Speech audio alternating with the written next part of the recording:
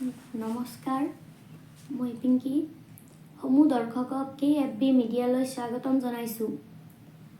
আজি আপোনালোকৰ বাবে কেইবাটাও জৰুৰী খবৰ লৈ উপস্থিত হৈছোঁ। আহি গ'ল পঞ্চায়ত নিৰ্বাচনৰ গাইডলাইন। এই নিয়ম মানিহে প্ৰতিদ্বন্দ্বিতা কৰিব পাৰিব পঞ্চায়ত নিৰ্বাচনত।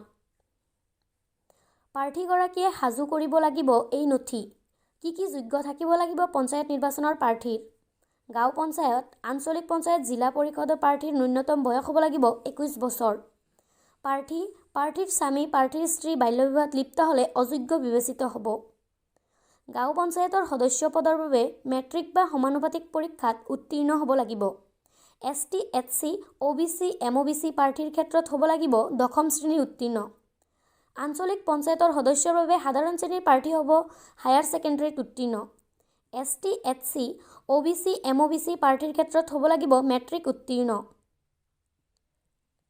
জিলা পৰিষদৰ সদস্যৰ বাবে সাধাৰণ শ্ৰেণীত প্ৰাৰ্থী হ'ব লাগিব HS উত্তীৰ্ণ। ST, SC, OBC, MOBC প্ৰাৰ্থীৰ ক্ষেত্ৰত হ'ব লাগিব মেট্ৰিক উত্তীৰ্ণ।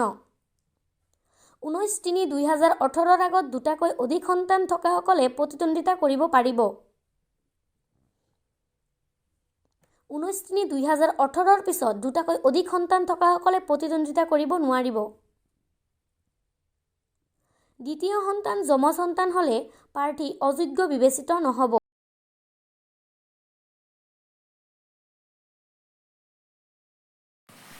চৰকাৰী ঘৰ লাভৰ নতুন নিয়ম। চৰকাৰী ঘৰ লাভৰ বাবে আবেদনৰ সময়সীমা 31 ডিচেম্বৰলৈ বৃদ্ধি কৰা হৈছে। আহি গ'ল চৰকাৰী ঘৰ লাভৰ নতুন নিয়ম। নাথাকিব কেঁচা ঘৰ, আহিছে চৰকাৰৰ PMAY 2.0 আঁচনি। বছৰি 3 লাখতকৈ কম উপাৰ্জন কৰা লোকে পাব চৰকাৰী পকী ঘৰ। ঘৰত বাহন থাকিলেও চৰকাৰে ঘৰ দিব আপোনালোকক। ঘৰ নিৰ্মাণ কৰিবলৈ 1,30,000 পৰা 2,50,000 টকাকৈ দিছে চৰকাৰে। কেন্দ্ৰীয় চৰকাৰে আবণ্টন দিছে 10 লাখ কোটি টকা। কেৱল গ্ৰাম্যাঞ্চলৰ লোকে নহয়, চহৰৰ দুখীয়া লোকেও পাব চৰকাৰী পকী ঘৰ। PMAY 2.0 বাবে কেনেদৰে কৰিব আবেদন? আবেদনৰ বাবে লগইন কৰক pmaymis.gov.in। আবেদনৰ বাবে লাগিব আধাৰ, পান, ঠিকনাৰ প্ৰমাণপত্ৰ।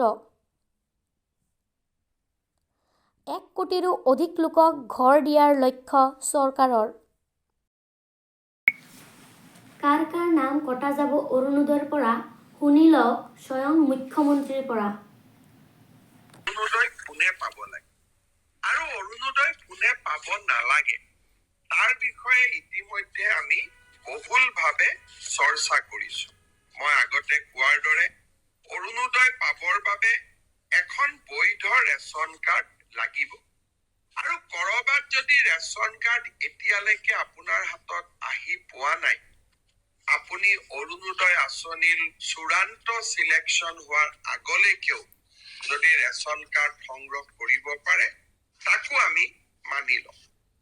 ইয়াৰ উপৰিও অৰুণোদয় আঁচনিত সদায় আমি বিধৱা মহিলা থকা পৰিয়ালক অগ্ৰাধিকাৰ দিওঁ। বিবাহ বিচ্ছেদিত মহিলা থকা পৰিয়ালক আমি অগ্ৰাধিকাৰ দিওঁ। যি পৰিয়ালত দিব্যাংগ ব্যক্তি আছে, সেই পৰিয়ালক অৰুণোদয় আঁচনিত আমি অগ্ৰাধিকাৰ দিওঁ। যি পৰিয়ালত HIV, থেলাছেমিয়া, হিমফেলিয়া, চেৰিব্ৰেল পালচি, কুষ্ঠ, অটিজিম স্পেক্ট্ৰাম ৰোগী আছে, সেই পৰিয়ালকো আমি অৰুণোদয় আঁচনিত অগ্ৰাধিকাৰ দিওঁ। দ্বিতীয়তে, যিসকল মহিলা বৃদ্ধাশ্ৰমত আছে, যিসকল মহিলাই ভিক্ষা কৰি মানুহৰ ঘৰত খুজি মাগি খায়, তেওঁলোককো অৰুণোদয় আঁচনিত অগ্ৰাধিকাৰ দিয়া। এই সকলোকে দি উঠাৰ পিছত যদি কোনোবা বাকী থাকে, সেই অৰুণোদয় আমি সমাজৰ দুৰ্বল আৰু দৰিদ্ৰ শ্ৰেণীৰ মাজত বিতৰণ কৰিম। অৰুণোদয় আঁচনিত চৰকাৰী কৰ্মচাৰীসকল অন্তৰ্ভুক্ত হ'ব নোৱাৰে। আয়কৰ পৰিশোধ কৰি থকা ব্যক্তিসকলো অন্তৰ্ভুক্ত হ'ব নোৱাৰে। আৰু যি পৰিয়ালত 4 চকীয়া বাহন আছে তেনেকুৱা পৰিয়ালো এই আঁচনিৰ অধীনত আহিব নোৱাৰে। মই আশা কৰো আপোনালোকে অৰুণোদয় গাঁও সভাত এই নীতি নিয়মসমূহ মানি চলিব। অসমৰ প্ৰায় 40 লাখ লোকে অৰুণোদয় আঁচনি পাব। ৰাজ্য চৰকাৰে প্ৰতি মাহত প্ৰায় 500 কোটি টকা খৰচ কৰিব লাগিব। গতিকে যিজন ব্যক্তি বা পৰিয়ালে অৰুণোদয় অবিহনেও ঘৰখন চলাব পাৰে তেওঁলোকে যাতে অৰুণোদয় আঁচনি নিবিচাৰে